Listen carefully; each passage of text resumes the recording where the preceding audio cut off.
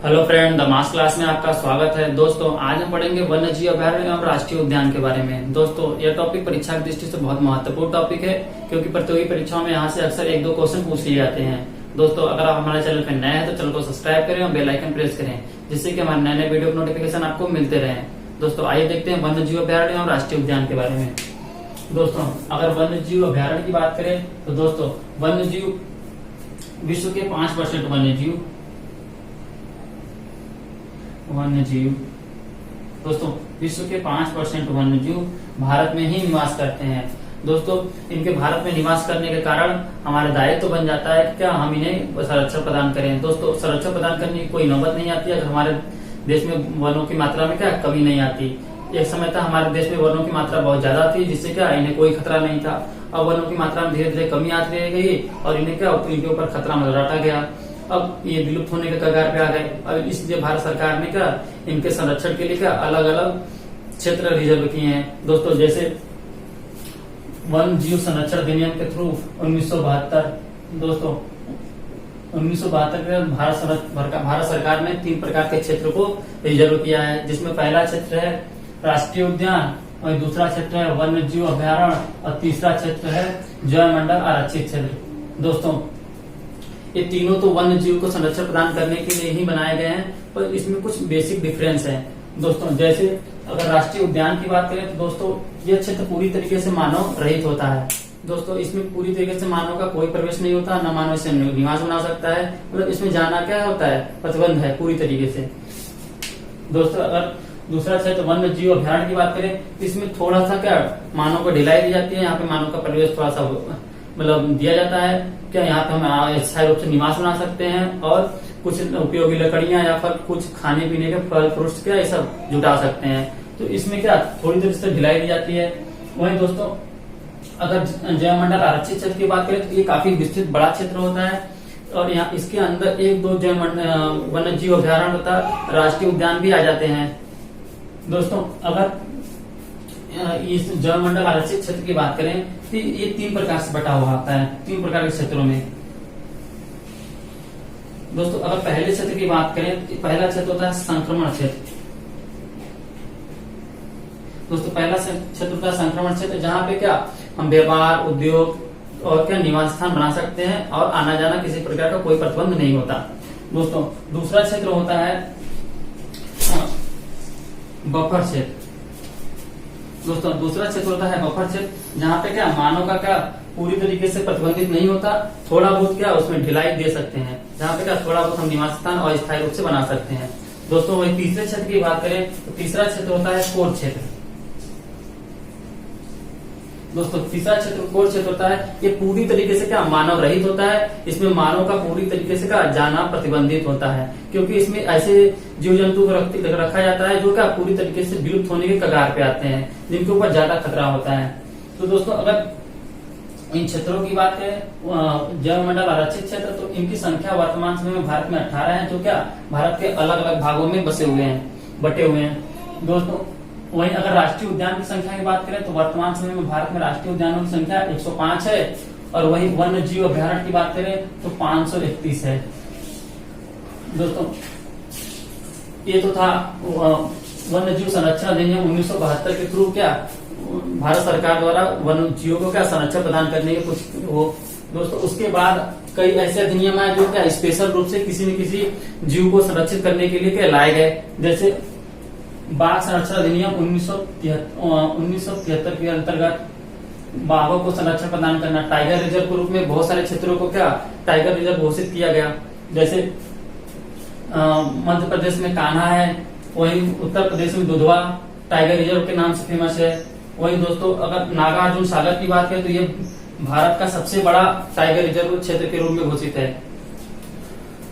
दोस्तों, 1973 के थ्रू बाघों को संरक्षण प्रदान करने के लिए बहुत सारे क्षेत्रों को क्या टाइगर रिजर्व के रूप में घोषित किया गया है। दोस्तों, अगर वहीं घड़ियाल संरक्षण अधिनियम की बात करें तो ये 1974 दोस्तों 1974 को घड़ियाल का संरक्षण प्रदान करने के लिए एक मुहिम चलाई गई। दोस्तों, वहीं हाथी संरक्षण अधिनियम 1992 में लाया गया। दोस्तों हाथी को हम विरासत पशु के रूप में क्या दर्जा दिए हैं, जिसके लिए क्या इनके संरक्षण के लिए क्या हमारा दायित्व बनता है।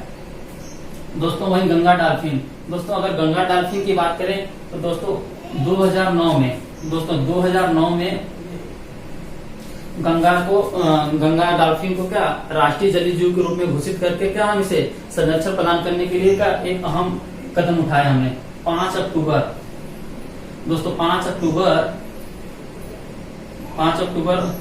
2009 को इसे क्या राष्ट्रीय जलीय जीव के रूप में घोषित किए। वही दोस्तों एक है गिद्ध संरक्षण अधिनियम। दोस्तों गिद्ध संरक्षण अधिनियम 2006 में लाया गया। दोस्तों जब गिद्ध एक तरीके से पूरी तरीके से क्या विलुप्त होने के कगार पे आ गए, तो हम क्या ऐसे संरक्षण अधिनियम के थ्रू क्या गिद्धों को संरक्षण प्रदान करने के लिए लाए। दोस्तों ऐसे क्षेत्र में दोस्तों गिद्ध के विलुप्त होने के बहुत सारे कारण थे। बहुत सारे कारणों में एक प्रमुख कारण यह था कि दोस्तों हम दुधारू पशुओं को दूध उत्पादन में वृद्धि करने के लिए उन्हें एक टैबलेट खिलाते थे जिसका नाम था डाइक्लोफेनॉल। दोस्तों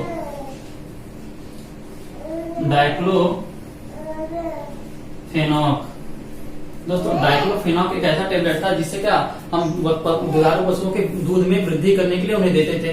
दोस्तों पशुओं की मृत्यु के बाद जब अगर गिद्ध इन मृत पशुओं को खाते थे, जिससे कारण उनकी मृत्यु हो जाती थी और ये क्या एक बड़े पैमाने पर क्या विलुप्त होने के कगार पे आ गए।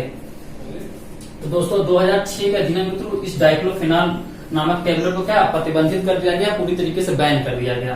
तो दोस्तों ये तो थे कुछ अधिनियम जिसके द्वारा कुछ स्पेशल रूप से वन्य जीवों को कुछ क्या संरक्षण प्रदान करने के लिए लाए गए। दोस्तों अब आइए देखते हैं राष्ट्रीय उद्यान तथा वन्य जीव अभ्यारण्य के बारे में, जो अलग अलग राज्यों में क्या अलग अलग जगहों पे क्या रिजर्व किए गए हैं। दोस्तों जैसे हेमिसाइड, दोस्तों अगर हेमिसाइड की बात करें तो यह भारत का सबसे बड़ा राष्ट्रीय उद्यान है, जो पहले जम्मू कश्मीर में था, अब बंटने के बाद क्या यह लद्दाख में चला गया, क्योंकि क्या लद्दाख के लेह जिले में है। ये लद्दाख के लेह जिले में है और इसका खासियत यही है कि क्या भारत का सबसे बड़ा राष्ट्रीय उद्यान है। दोस्तों अगर वहीं सलीम अली और किश्तवाड़ और दाचिन गाह की बात करें तो तीनों जम्मू कश्मीर में स्थित है। दोस्तों इसको याद करने का तरीका है कि क्या किश्तवाड़ मतलब क्या हमेशा वार होता रहता है, तो कहाँ वार होता है, जम्मू कश्मीर में वार होता है, जिसके कारण क्या गम होता है, तो दाचिन गाह, ये क्या दोनों याद करने का तरीका है क्या किश्तवाड़ और दाचिन गाह जम्मू कश्मीर में स्थित है। और दोस्तों वहीं सलीम अली की बात करें तो सलीम अली को बर्डमैन के नाम से भी जानते हैं, बर्डमैन के नाम से। दोस्तों वहीं अगला बात करें उत्तराखंड की, तो दोस्तों उत्तराखंड में है जिम कार्पेट नेशनल पार्क। दोस्तों gym carpet national park Bharat का सबसे पहला नेशनल पार्क है, जिसे पहले हेली के नाम से जाना जाता था, हेली नेशनल पार्क, जिसका नाम बदल के बाद में जिम कार्पेट कर दिया गया। इस हेली का स्थापना 1936 में हुआ था। दोस्तों 1936 में हेली नेशनल पार्क था, जो बाद में क्या 1972 में जिम कार्पेट के नाम से क्या बदल गया। दोस्तों इसी जिम कार्पेट नेशनल पार्क से एक नदी बहती है जिसका नाम है रामगंगा। रामगंगा नदी जिम कार्पेट के क्या बीचों बीच से बहती है। दोस्तों वही राजा जी, दोस्तों राजा जी भी क्या उत्तराखंड का ही एक नेशनल पार्क है, जो भारत के पहले जनरल गवर्नर श्री राजगोपालाचारी के नाम पे रखा गया है, जिसे क्या हम राजा जी के नाम से भी जानते हैं। दोस्तों वही नंदा देवी की बात करें तो नंदा देवी पर्वत कहाँ पे स्थित है, उत्तराखंड में, तो उसी के नाम पे क्या है नंदा देवी राष्ट्रीय अभ्यारण्य, राष्ट्रीय उद्यान। दोस्तों वही फूलों की घाटी, तो दोस्तों आपको पहले भी वीडियो में बता चुके कि फूलों की घाटी उत्तराखंड में स्थित है। दोस्तों अगर वही शीत मरुस्थल की बात करें, दोस्तों शीत मरुस्थल ये क्या है, शीत मरुस्थल ये नेशनल पार्क है, ये कहाँ, ये हिमाचल प्रदेश में स्थित है, हिमाचल प्रदेश में, हिमाचल में ये क्या है शीत मरुस्थल नेशनल पार्क स्थित है। वही दोस्तों अगर उत्तर प्रदेश में है तो दोस्तों उत्तर प्रदेश की 3 फेमस है, एक पहला है दुधवा नेशनल पार्क जो टाइगर रिजर्व के लिए फेमस है, वही चंद्रप्रभा और पीलीभीत 2 प्रमुख और भी क्या राष्ट्रीय उद्यान और क्या वन्य जीव अभ्यारण्य है। दोस्तों अगर वही राजस्थान में आए तो राजस्थान में केवलादेव और घाना, केवलादेव को ही घाना के नाम से जानते हैं, रणथंभौर और सरिता जो क्या टाइगर रिजर्व के लिए क्या फेमस है। वही अगर दोस्तों सुल्तानपुर राष्ट्रीय पार्क की बात करें, सुल्तानपुर राष्ट्रीय उद्यान तो ये क्या हरियाणा में स्थित है। दोस्तों हरियाणा में एकमात्र सुल्तानपुर राष्ट्रीय उद्यान है। दोस्तों वही गिरी और नारायण सरोवर की बात करें तो ये कहाँ पे, ये गुजरात में स्थित है। दोस्तों गिरी बब्बर शेर या एशियाटिक शेर के लिए फेमस है। और दोस्तों वही मध्य प्रदेश की बात करें तो दोस्तों भारत में सबसे अधिक राष्ट्रीय उद्यान मध्य प्रदेश में ही स्थित है, जिसकी संख्या 11 है। दोस्तों 11 मध्य प्रदेश में 11 राष्ट्रीय उद्यान स्थित हैं। दोस्तों इस प्रकार के भी क्वेश्चन परीक्षाओं में पूछे जाते हैं कि किस राज्य में राष्ट्रीय उद्यान या वन्य जीव अभ्यारण्य की संख्या सबसे ज्यादा है, तो क्या भारत के मध्य प्रदेश में सबसे ज्यादा है। दोस्तों इसमें कुछ प्रमुख हैं जैसे माधव, कान्हा, पंचमढ़ी, पन्ना और सतपुड़ा। दोस्तों सतपुड़ा को तो हम जानते हैं क्या, नर्मदा और ताप्ती के बीच के क्षेत्र को सतपुड़ा के नाम से जानते हैं। दोस्तों कान्हा और माधव ये दोनों क्या मध्य प्रदेश के राष्ट्रीय उद्यान है। दोस्तों कान्हा तो टाइगर रिजर्व के लिए फेमस है, वहीं पंचमढ़ी और पन्ना तो दोस्तों पन्ना हीरे के खान के लिए भी फेमस है, मध्य प्रदेश में स्थित है पन्ना हीरे के खान। तो दोस्तों इस माध्यम से भी इसे याद रख सकते हैं। दोस्तों संजय गांधी और कोयना की बात करें, दोस्तों संजय गांधी कोयना महाराष्ट्र में स्थित है। दोस्तों यह इंदिरा गांधी के छोटे पुत्र संजय गांधी के नाम पे क्या संजय गांधी नेशनल पार्क रखा गया है, जो क्या यहाँ महाराष्ट्र में स्थित है। दोस्तों महावीर के स्वामी के नाम पे एकमात्र गोवा में स्थित क्या नेशनल पार्क है। गोवा में एकमात्र नेशनल पार्क महावीर स्वामी के नाम पे महावीर के नाम से रखा गया है। दोस्तों गोवा भारत का सबसे छोटा राज्य है क्षेत्रफल की दृष्टि से, और जनसंख्या की दृष्टि से सबसे छोटा कौन सा है, सिक्किम। वहीं दोस्तों अगर कर्नाटक की बात करें तो कर्नाटक में है घाटप्रभा और बांदीपुरा और तुंगभद्रा। दोस्तों तुंगभद्रा नदी कर्नाटक से होकर आंध्र प्रदेश में जाती है, जिसपे क्या तुंगभद्रा परियोजना भी है क्या पर आंध्र प्रदेश में स्थित है, पर तुंगभद्रा नेशनल पार्क कहाँ कर्नाटक में स्थित है। दोस्तों वहीं अगर सांत घाटी और पेरियार, दोस्तों सांत घाटी तो जानते हैं कहाँ पे है, केरल में है, और पेरियार नदी भी केरल में बहती है, तो इन दोनों के ही नाम पे क्या ये राष्ट्रीय उद्यान केरल में स्थित है। और दोस्तों अगर तमिलनाडु की बात करें तो तमिलनाडु में इंदिरा गांधी और मधुमलाई ये 2 राष्ट्रीय उद्यान स्थित हैं। दोस्तों अगर आंध्र प्रदेश की बात करें तो आंध्र प्रदेश में एकमात्र टाइगर रिजर्व कौन सा, नागार्जुन सागर टाइगर रिजर्व है, जो क्या भारत का सबसे बड़ा टाइगर रिजर्व है, बाघ संरक्षण क्षेत्र।